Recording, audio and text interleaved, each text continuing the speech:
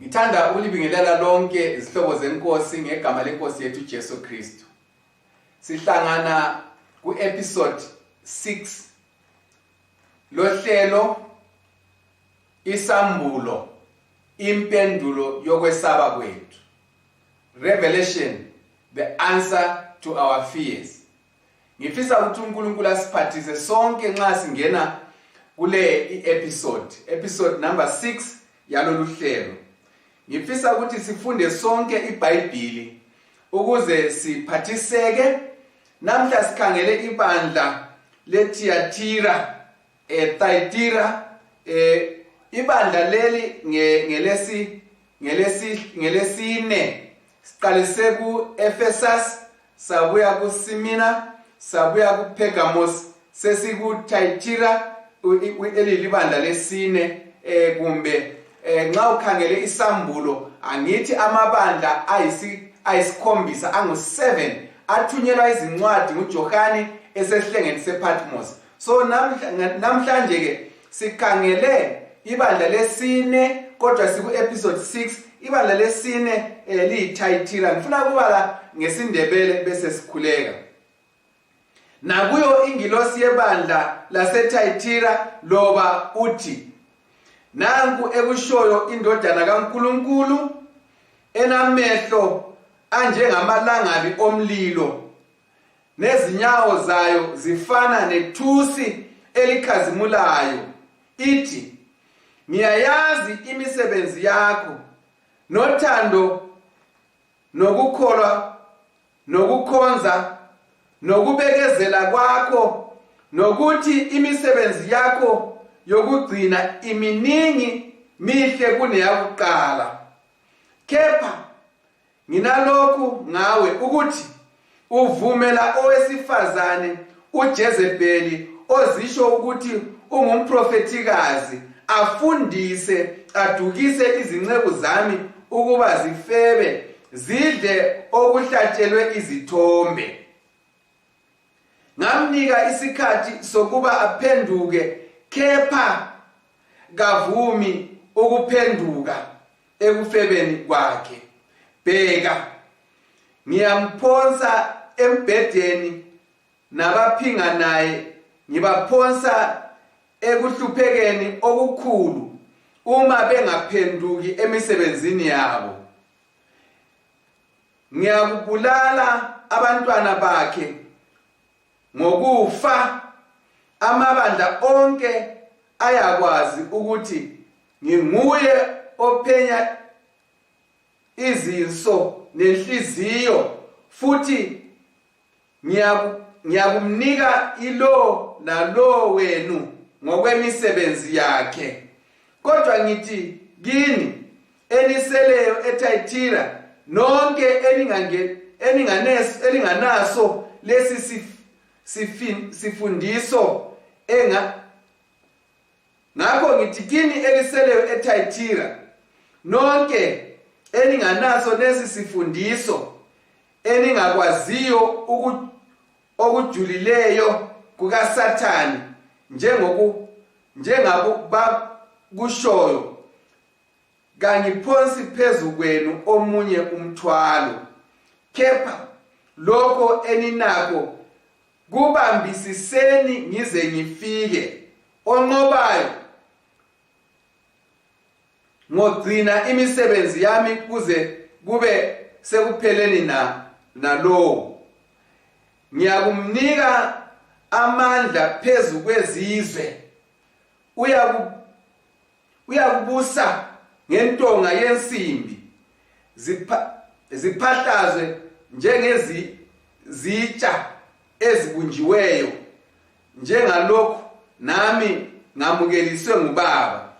Futhi ngiyakumnika inkanyezi yokusa, onendlebe makezwe lokho umoya akushoyo emabandleni. Malibusiswe lidunyiswe igama lenkosi. Asikhuleke nini. Baba wethu osezulwini, sicela usizo lwakho nxa sifunda ngebandla leThyatira. Sicela ukuthola isifundo esiqondana lathi esiphila ngalesi sikhathi sokugcina. Senzele umusa, siphe isibindi, siphendule impendulo ngezinto esizesabayo kulesi sifundo salamhla ngoJesu siyakhuleka. Amen. Ngithanda ukubonga izihlobo zami ezithandekayo ukuthi sibe laleli thuba lokufunda namuhla. Nxa ngikhangela iBhayibhili engifunde khona, ngifunde isambulo isahluko sesibili sisukela kuvesi ngu-18 saze sayafika kuvesi ngu-29. Ngifunde ngesindebele, ngifuna ukuyifunda ngesingisi amavesi afananayo. To the angel of the church in Thyatira write, these are the words of the Son of God, whose eyes are like blazing fire, whose feet are like burnished bronze. I know your works, your love and your faith, your service and perseverance, and that you are now doing more than you did at first. Nevertheless, I have these things against you. You tolerate that woman Jezebel, who calls herself a prophetess. By her teaching, she misleads my servants into sexual immorality and into eating foods sacrificed to idols. I have given her time to repent of her immorality, but she is unwilling. So I will cast her on a bed of suffering and will make those who commit adultery with her suffer intensely, unless they repent of her ways. I will strike her children dead. Then all the churches will know that I am he who searches hearts and minds, and I will repay each of you according to your deeds.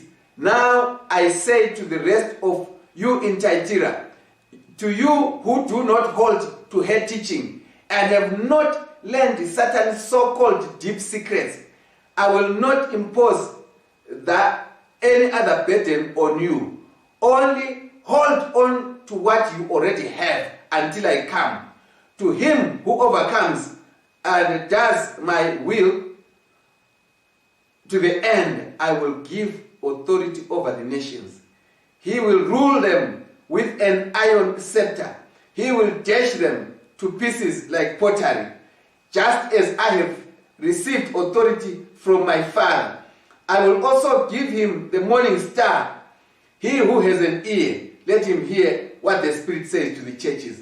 Sengifundile ngesindebele, sengifundile ngesikhiwa. Ngiyathemba siyayibambisisa le imbali. Ngifisa ukuthi ngiqhubeke kancinyane sihamba sonke kulesi sifundo. Sifunda ngebandla leThyatira. Okokuqala, ivesi yakuqala isivezela uJesu. Sengangakutsho engakubiza ukuthi nxa sikhangele kulento okuthiwa ipreamble le prologue, isingeniso nokuvezwa kwembali yaleli bandla. uNkulunkulu uyaziveza lapha, uJesu uyaziveza kuqala, uziveza njengendodana kaNkulunkulu. Kuqakathekile khona ukuthi sikubambe, uziveza njengendodana kaNkulunkulu elamandla ewamukelisiweyo. Ngithemba sonke sike sakubona kuMateyu. uMateyu isahluko sika 28, isahluko 28 sika Mateyu, ivesi usehla usukusela ku17, 18, 19, 20 usehla amavesi lana akhuluma ngamandla. Uthi uJesu amandla wonke ezulwini lasemhlabeni aphiwe kimi. Ngakho ke hambani elizweni lonke lijumayele abaphendukayo babhaphathize egameni likaYise lelendodana lelikaMoya oyingcwele. Indaba lena iveza amandla kaJesu, le ndawo yakhe.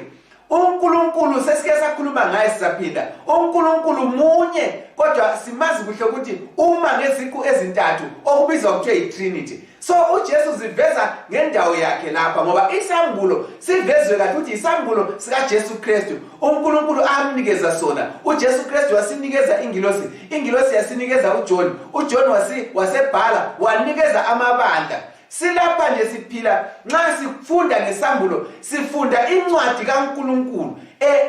Isambulo ngoJesu. uJesu uNkulunkulu uveza uJesu ukuthi ungubani, le authority kumbe amandla akhe, le ndawo yakhe ekubusweni komhlaba. Namhla siyamuzwa lapha nxa sesiyaphetha uzakhuluma ngamandla awaphiwe nguBaba, akhulume ngokubusa, akhulume ngokuphihliza izizwe, akhulume ngokucobodisa, akhulume ngokwahlulela. uJesu ngumahluleli. So uziveza njengendodana kaNkulunkulu owazalwa enguye yedwa uNkulunkulu amthumela emhlabeni ukuthi azosifela azoba ngumhlawuli wezono azoba nguye umhlatshelo opheleleyo azogcwalisa indingeko zomthetho kaNkulunkulu. Ngizalivezela namhla ukuthi uJesu uyikho konke okudingekayo nxa kumele usindiswe, nxa kumele ngisindiswe. uJesu uyikho konke. Kuyamangalisa esifunda ngakho uJesu indodana kaNkulunkulu. So ivesi yokuqala ikhuluma ukuthi uJesu ngamazwi endodana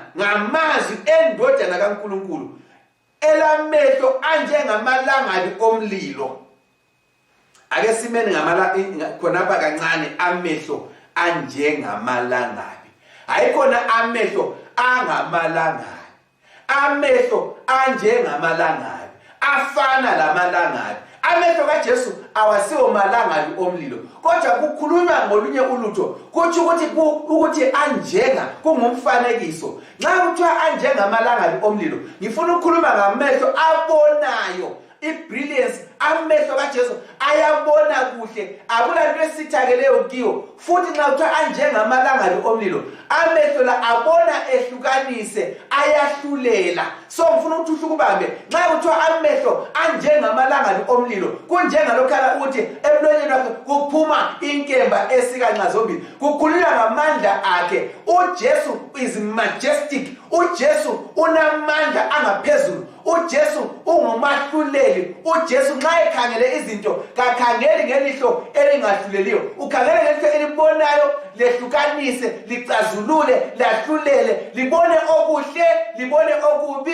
libone abalungileyo, libone ababi, libone abadinga uzwelo, libone abadinga usindiswa, libone abadinga ukwenyulwa. Amehlo akhe ayehlukanisa izinto zonke, akaboni ngelihlo elilodwa. Ubona ngamehlo amabili, kaboni ngokufipheleyo, ubona ngokupheleleyo, ngokucacileyo. He sees clearly. Lapho khona ukukhangele uyakubona, lapho engikhona ukukhangele uyangibona. uJesu unamandla okwehlukanisa ngokwahlulela.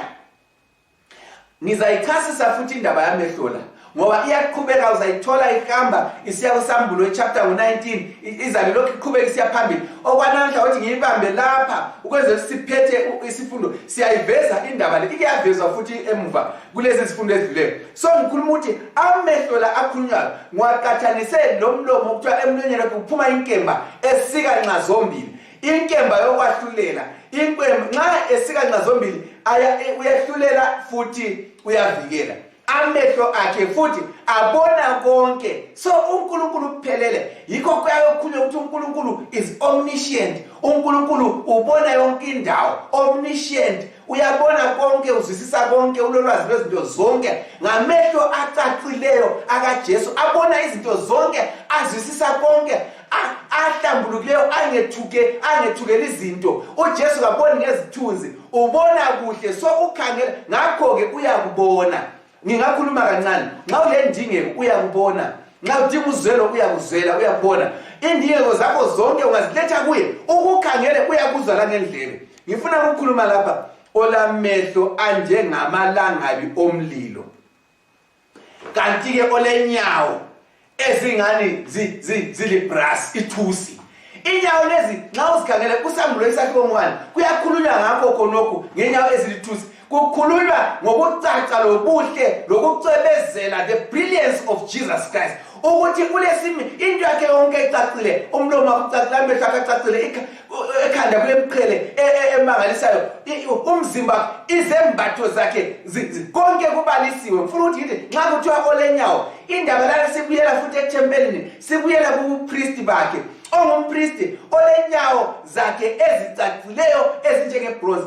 Kukhuluma ngempilo kaKristu njengompristi endaweni engcwele. Umpristi wethu osincengelayo izono, kasisela omnye umpristi ngaphansi kwelanga ngaphandle kukaJesu Kristu. Zwi lami nginje ngumfundisi, ngifundile sibili itheology, ngahamba ngakwenziwa lokho ngayenziwa lokho, ngagcotshwa okuthiwa i-ordination, ngabekwa eceleni. Kodwa kakungenzi ngibe ngumpristi wakho. Ngingakufundisa yebo, ngoba sikuzwisisa njengoba ngisithi ukuthi nxa uhambile esikoleni ngingakuncedisa lapha laphana. Kodwa ulompristi oyedwa onguJesu Kristu, ohlala emazulwini, osebenza umsebenzi phambi kaNkulunkulu okuthethelwa kwezono zakho okunikelayo akumele oletha umhlatshelo opheleleyo umhlatshelo wegazi lakhe so kasadingi impriest lapha ngaphansi kwelanga izono zethu kasavunywa emntwini ngaphansi kwelanga zivunywa kuJesu kuphela ebusithekeni kwendlu yakho ku privacy endaweni yakho uwedwa kawudingi ukubikela mina izono zakho ngizakhuluma ngayo indaba namhla ngoba yiyo eyinziki yendaba yebandla leThyatira indaba yebandla lesine eBhayibhelini leli ku Revelation indaba yobupriest bukaJesu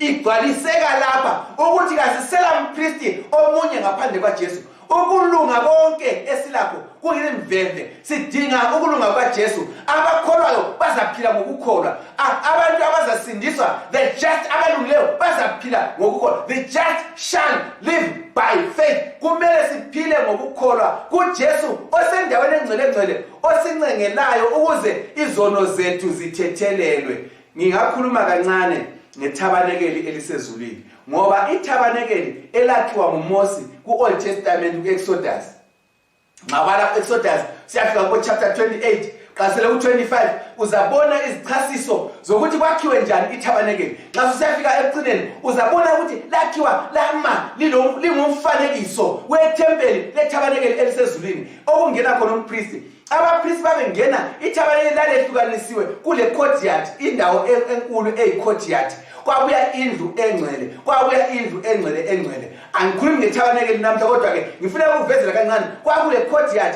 kulento zonke ezasenziwa ku courtyard kule outer court kule court ephakathi indawo le egonjolozelwe bese kusiza ke ithabanekeli indawo engcwele yehlukane le ndawo engcwele uJesu nxa esuka emhlabeni ngokubhala kweBhayibheli kumaHebheru kuHebrews kuthiwa ukuthi wasuka emhlabeni wayangena ethabanekelini endaweni engcwele khathesi nxa ngikhuluma lawe ngifuna ukukwazisa iqiniso imihlatshelo yonke eyayisenziwa yatransfer yasuswa ethabanekelini eliphansi lobupriest bonke badilika ngoba nxa usibala kuMateyu ichapter 27 iveli lethempeli ladabuka lisukela phezulu lisiya phansi mhla uJesu esifa kusitsho ukuthi akusela mpriest phansi akusela thabanekeli phansi akusela mphothonga umtshotho wesivumelano esilapha konke kwatransfer abantu umtshotho wesivumelano wahle wasuka wanyamala awukho la namhla kulabantu abalawo abawubamba ngezandla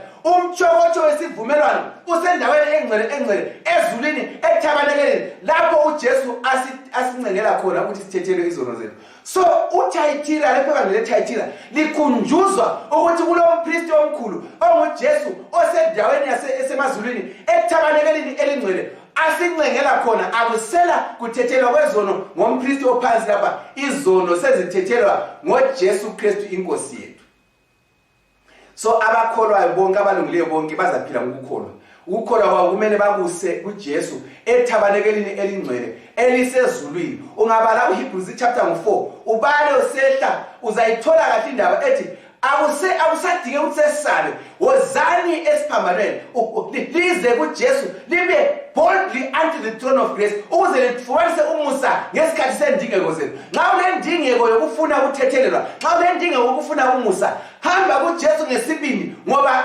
akakhethi umuntu ngomhlobo akakhethi umuntu noma ngayiphi indlela ukhetha umuntu ngokuthi umuntu lo ukhethe uJesu oyehlukanisiweyo olahliweyo ngulowo kuphela ongakhethanga uJesu ukuthi abe ngummeli wakhe emhlabeni abantu bangenza amacala bayadinga amaloya amagqwetha abameli akula mmeli okumela ungamkhethanga akula mmeli okumela ungamvumelanga nyake mbone abameli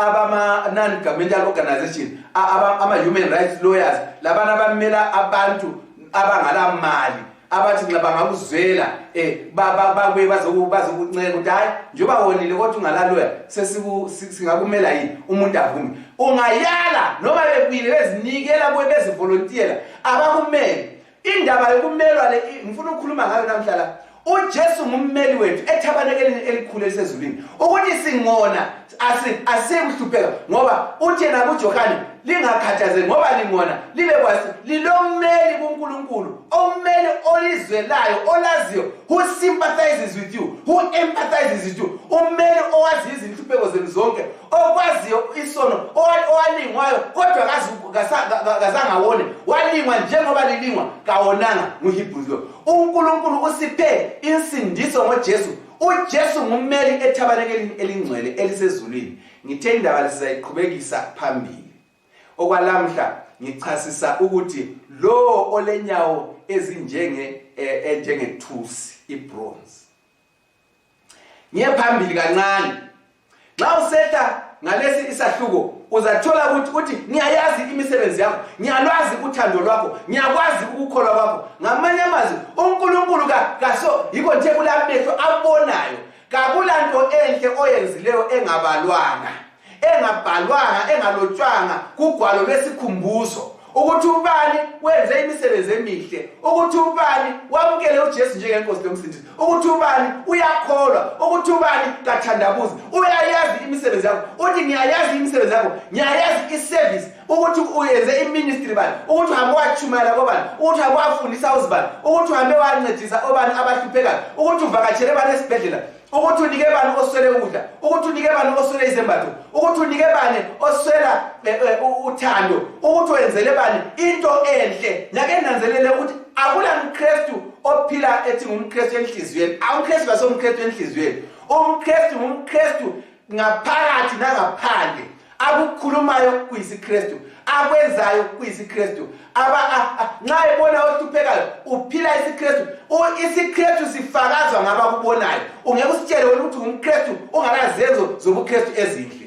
Asibambeni khonapho sizwe ukuthi uthini uJesu nxa ekhuluma lebandla leThyatira. Zibeke kuleso sigaba seThyatira uthi ngiyalwazi uthando lwakho kimi ezitsho yena, ngiyalwazi uthando lwakho kwabanye ngoba iBhayibheli lithi wothanda uNkulunkulu wakho ngenhliziyo yakho yonke, ibisikhuluma ngengqondo zakho zonke, ngamandla akho wonke, ube suthanda umakhelwana njengoba uzithanda. Indaba yeBhayibheli yindaba yothando. Indaba yeBhayibheli yindaba yothando bazalwane nabathandekayo. Ngifuna usivezela sonke mina lawe ukuthi nxa ungelathando awungeke umazi uNkulunkulu ngoba uNkulunkulu yena ngokwakhe uluthando. So abangamaKristu laba abamkelayo, lawe nxa ufuna ukuba umKristu kumele ufune ucele ukuthi uNkulunkulu akuphe inhliziyo ekwazi ukuthanda. Le ngqondo ezilahla konke okuyinzondo zemboze zengame zigone uthando. Ube lothando komunye, ube lothando kumkakho, ube lothando ebantwaneni bakho, ube lothando kumakhelwana, ube lothando ebantwini bonke emhlabeni, ube lothando ungabi lezitha. Nxa kuyisitha uNkulunkulu uthi wothanda lesitha sakho usithethele, ube usuthanda uNkulunkulu ngenhliziyo yakho yonke. uNkulunkulu abe unumber 1 empilweni yakho, konke okunye kulandele. Ngifisa ukuthi uthando luyinqaba.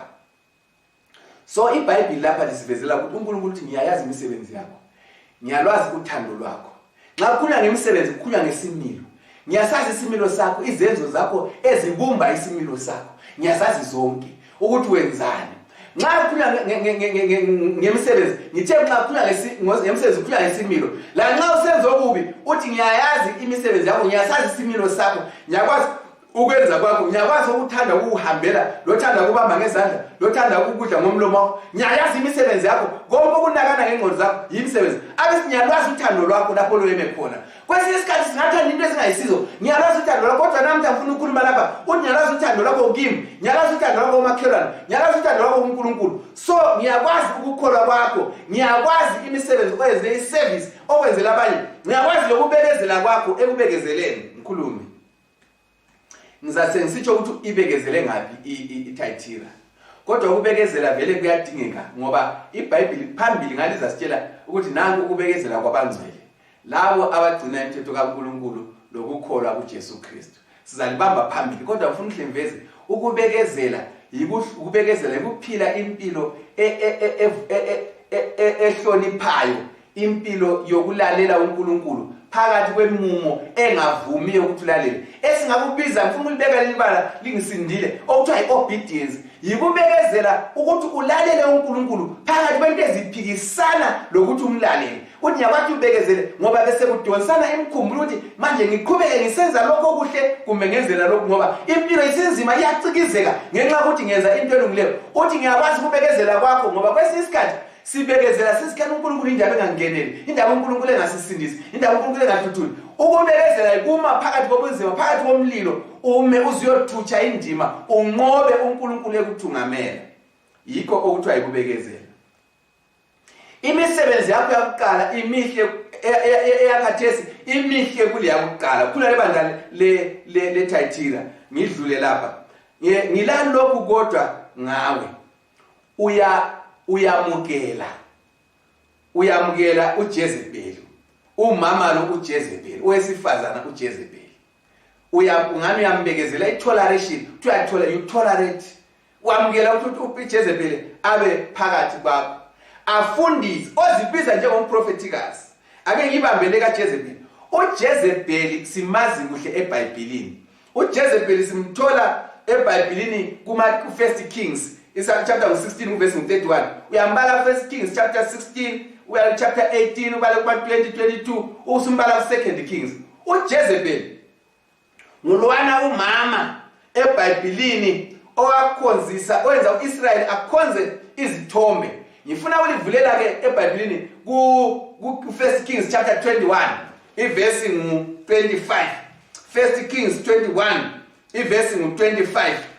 Ngifunda lapha ngoJezebeli. 1 Kings selifika chapter ngu-21 iverse ngu-25. Chapter ngu-21 iverse ngu-25. Sikhuluma ngo-Ahab. Sikhuluma lapha seyindaba nxa ubala chapter 21 indaba leyane loNabothi abaningi bayayazi.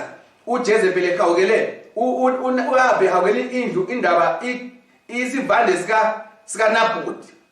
uJezebeli wasekufundisa wakhuluma lo Ahab ukuthi njengoba inkosi kathi uhlutshwa yini thatha nje isivande lesano ngathi uhlutshwa nguAhab nguNabothi. Yikho ke indaba le isibuya lapha uzafica ke uElijah phakathi. Elijah esekhuluma ke isahlulelo sika Jezebeli. uJezebeli wahlulelwa ngendlela esabekayo. Kodwa ke ngifuna ukufunda uverse ngu-25. Akwazi kwaba le ndoda enjengo-Ahab owazithengisela ebubini phambi kwamehlo enkosi ekhuthazwa ngumkakhe uJezebeli. uAhab waziphatha ngendlela embi ngokukhonza izithombe. He behaved in the vilest manner by going after idols like the Amorites the Lord drove out of Israel. uAhab wazibonakalisa ngokuziphatha kubi ngendlela esabekayo ngokukhonza izithombe efundiswa nguJezebeli. Wathi ngibale la uJezebeli wafundisa uAhab labantwana bako-Israyeli ukukhonzwa kwezithombe. Ake ngithi mina kancane khwimilili izithombe lezi kwakuyini.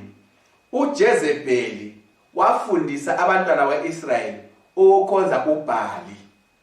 Inkonzo zikaBhali kwayekhonza uBhali kube le ndawo eziphakemeyo ezintabeni, kube le ndawo eziphakemeyo okwakuthiwa ngama high places ezihlahleni ngale emaguswini ngale. Kwakule ndawo eziningi ezazingazi zingama altar amalathi okwakusakhiwa kwakhelwe khona kube sekusenza imihlatshelo esabekayo. Eminye imihlatshelo kwakulezi febe ezazimele zibe khona emathempelini kaJezebeli onala akaBhali. So kwakulezi febe kulokuganga lokuxhwala obesabekayo. So uJezebeli wafundisa abantwana bakaIsrayeli ukukhonza ngokuthi bazihlanganise owesifazane wesilisa kube ingxenye yokukhonza kube ukuthabisa exciting abantu ngokuthi inkolo ibe lula abantu bathabe bakholise. Kwakulezi febe eziprofessional eziqhatshelwe ukuzofeba kuyingxenye yokukhonza. So uNkulunkulu into le uyayizonda ukuthi abantu bezinto ezinjalo. So uJezebeli wafundisa uIsrayeli ukudelela uNkulunkulu, ukuhlobonga lokuxhwala lokukhonzwa kwezithombe. uJezebeli lo obekwa lapha nxa esekurevelation akusemnye umuntu ophilayo, sekuthiwa liyatolerate liyamukela uJezebeli phakathi kwenu. Nanti uJezebeli wafa. Umama uJezebeli lapha ngumama umele ibandla. Umama eBhayibhelini kusambulo kakhulu nxa kuyimfanekiso kuyikuthi itypology, kuyikuthi imfanekiso kuyikuthi ngama-symbols, umele ibandla. Kuthi lapha kule bandla la kulomama ovukayo la osengene phakathi kwebandla elihle elingu-Israyeli njengoJezebeli, osengcolisa imfundiso yebandla, ozenza umprofetikazi. Abaningi bethu siyakwazi isiprofeti lezi insuku akubhakile umprofeti ubani. Ngifuna ukukhuluma lebandla namhla. Into zesiprofeti lezi ukuprofetha yikufundisa. Ngabantu abadakisa ibandla ngemfundiso ezimbi, abafundisa ibandla ukwedelela uNkulunkulu, abafundisa ibandla ukwephula umthetho kaNkulunkulu, abafundisa ibandla itradition yabantu endaweni bafundise ibandla ukukholwa okupheleleyo.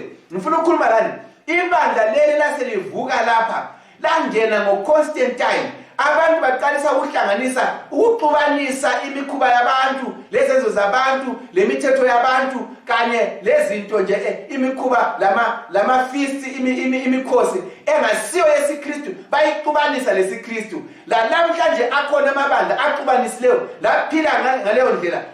uJezebeli wafundisa ibandla ngaleso sikhathi eseThyatira ukuthi bakhonze izithombe lokuxubanisa lobufebe sibili practically. Ngifisa ukukhuluma lawe mzalwane othandekayo. Indaba yobufebe vele kayamukelekanga noma nanini. Noma yileyo mfanekiso le ekhulunywa ngoJezebeli noma ngempilweni yakho lami, asitshiyaneni lakho. uNkulunkulu lobufebe kakuhlangani. Kangichiye lapho ukhuziwe uzwile, ongezwanga ngezwanga, kodwa olendlebe makezwe. Ubufebe akuvumi emntwini okhonza uNkulunkulu, noma kuyibuphi uhlobo, noma ifornication yabangakachadi, noma yilabo abachadileyo abaphumayo kuthiwa iadultery, kakuvunyelwanga. Umntwana kaNkulunkulu uzigcina ehlambulukile. So uJezebeli ngumuntu ofundisa abantu ukuthi kakunani, akula problem, akula hlupho, kungenziwa noma yini. So uJezebeli lama fake abaprofeti bamanga, nguye unina wabaprofeti bonke bamanga uJezebeli. Lamabandla afundisa into engasiyo eqiniso bamelwe nguJezebeli, ngoba uJezebeli ngumama, umama umele ibandla. So zikhangelele kuhle, uhlolisise ukuthi ibandla lifundisa ukuthi kwenziweni. Nxa lifundisa into wrong, ibandla likhondenyiwe lapha, lihlela solwa, ibandla liyasoleka. uNkulunkulu kazi kusindisa amabandla, uzasindisa umuntu okholwa iqiniso, okholwa ngomoya langeqiniso. Akusindiswa amabandla, kusindiswa abantu. So ungazibeki lebandla. Nxa sekufundisa into engayisiyo ebandleni, phuma uye endaweni eqondileyo. Ungazibambanisi, ungazihlanganisi, ungatolerate, ungamamukeli imfundiso kaJezebeli. Uthi wafundisa ukufeba lokudla ukudla okunikelwe ezithombeni. Ngizayibamba futhi le ukudla okunikelwe ezithombeni mbayimbayi izabuye. Kodwa kanamhla ngifuna ukuyibamba ngalindlela. Ukudla okunikelwe ezithombeni,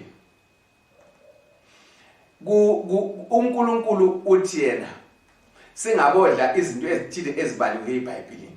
Okunikelwe ezithombeni unxa uzihlanganisa lesithombe ngokudla, ngoba ukudla lokhana kwakuyi-fellowship meal. Nxa uzihlanganisa lesithombe ule fellowship lezithombe. Nxa lesidla ukudla lokho unikele ezithombeni yi-fellowship, yibudlelwano.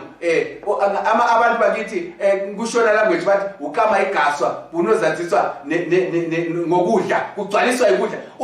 Ubungane bakhiwa kuhle nxa budliwa. Uyabona amakhiwa la, uyabona esiya ku-tea, kuthiwa sihambe siye ku-tea, siye ku-breakfast, siyohlangana laphana. Abantu ubungane yi-fellowship. Ngifuna ukuthi lapho uthi uNkulunkulu akula budlelwano phakathi kwakhe lalabo abudlelwano lezithombe. There is no fellowship between God and those who worship idols. Ungahlanganyeli ezintweni zezithombe noma sekutheni. Angikume lapha ngikhangele isikhathi. Wothi ngithi kuwe uNkulunkulu ukhuluma ekhuza ngokukhonzwa kwezithombe, ngokuzihlanganisa lezithombe. uJezebel represents the power that introduced apostasy in the church. uJezebel umele amandla aletha ukuhlubuka ebandleni. Kwabuya ngoConstantine kwahlangana kuxutshaniswa ukukholwa. Uthiwa uJezebel ubuye ngani? Uzithethe ngobuhle bakhe uthi ngimuhle. Uyabona ke ungakhangeli ubuhle, iglamour.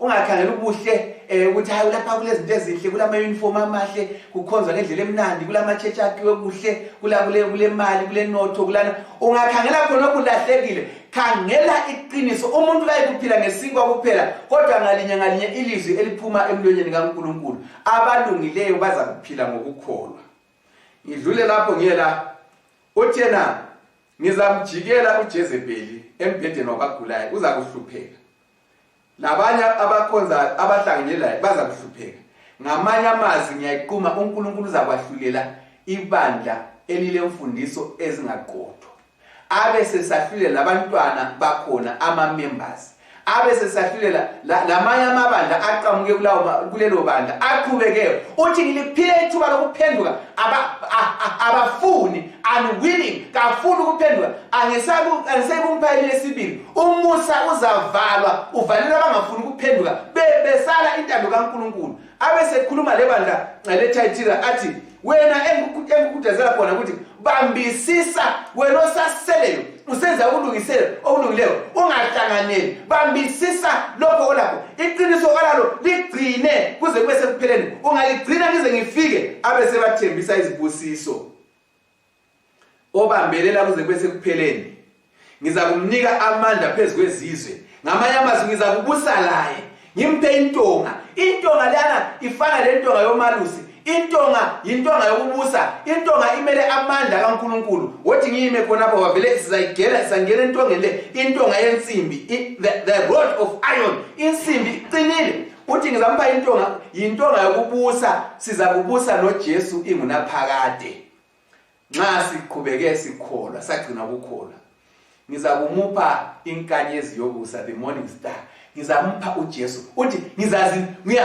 I'm giving myself to you nxa ugcina ukukholwa ngiyazinika kuwe okuhambelana noJesu obuJesu la noma kufika ukufa uza kuvuka kwabafileyo noma sekufika isiphepho uza kudlula ngale kwesiphepho noma sekufika into enjani nxa uJesu ezinika ukuthi sengowakho lawe singowakhe He's saying ngizakuvikela kukho konke ngizakuba ngowakho ube ngowami yikho ufuna uJesu ngizakuhamba nawe ngizakuba isihlangu sakho lethemba lakho losindiso lwakho so uJesu uyazithembisa kithi olendlebe makezwe lokho umoya akutshoyo emabandleni kangiphethe ukuthi lawe zwana lokho uJesu akutshoyo kuwe indaba ekhulunywe lapha ukuthi ngiyayazi imisebenzi yakho kwaphuma ngiyalwazi uthando lwakho ngiyayazi izinto zonke ozenzile iservice ngiyakwazi kubekezela kwakho phakathi kokuhlupheka kokuhlukuluzwa ibandla leThyatira laphila ngesikhathi sedark ages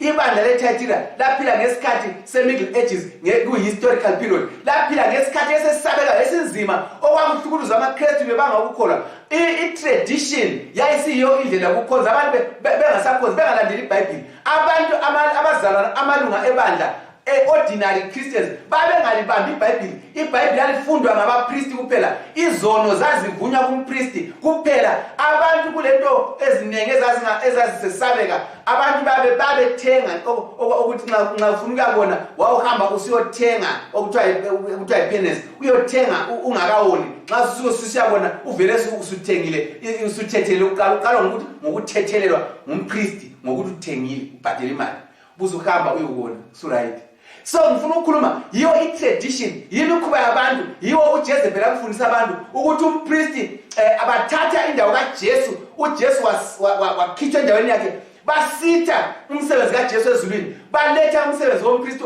oyenyama onjengami so abe nguwe wena uzoxolisa izono kimi mina sengikutshela ukuthi usuthethelele kakusela into enjalo akusela umuntu okumele ame phakathi lawe loKristu kumele wena ume phambi kaKristu ususiya kuye enguye umpristi kuphela ngifuna ukuthi ngikutshele namhla nxa uzakhuleka siqeda inkonzo funda uzikhulekela funda ukwethemba uJesu funda ukwazi ukuthi uyakuthanda funda ukuthi uyezwa umthandazo wakho funda ukuthi izono zakho kumele uzivume privately ngasese ngokucela uthethelelwe ungavumi ukuthi kube nomuntu omaphambi kwakho loJesu engumpristi esekumela uJesu nguye ummeli wakho namhla nxa ukhetha ukuthi uJesu abe ngumeli wakho nxa uvuma ukuthi uJesu abe lithemba lakho nxa uvuma ukuthi uzaphila ngokukholwa nxa uvuma ukuthi imisebenzi yakho iyize izimvemve umsebenzi owenziwayo kuphela ongumhlatshelo owanele ukuthi izono zakho zithethelwe ligazi likaJesu sokumele uvume ngiyakunxusa hlobo sami sithandeka ukuthi